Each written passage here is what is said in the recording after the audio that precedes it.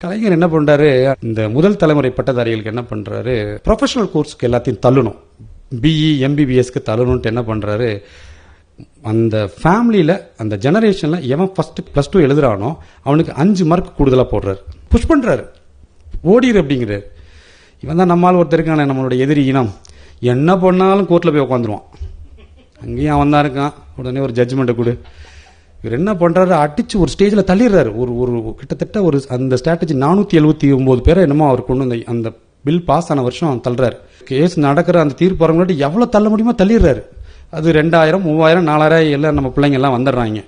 இவன் ஃபுல்லாக போய் ஸ்டே ஆர்டர் வாங்கி எல்லாம் நம்மளுடைய எஜுகேஷனல் சிஸ்டமே கொலாப்ஸ் ஆயிடுச்சுன்னு சொல்லி கூப்பாடு போட்டு ஆங்கில பத்திரிகை எல்லாம் கதறி அந்த சிஸ்டத்தை காலி பண்ணுறான். திருப்பி இவர் ஆட்சிக்கு வந்தார். நீ அங்கே வச்சாதானே இது பண்ணுவ, இப்போ பாரு அடுத்த ஆயத்தை எடுக்கிறேன். என்ன பண்ணுறாரு, எல்லாத்துக்கும் ஃபீஸ் கிடையாது, ஓடு, எவனுக்கும் ஃபீஸ் கிடையாது. முதல் தலைமுறையாக படிக்கிற எவனுக்கும்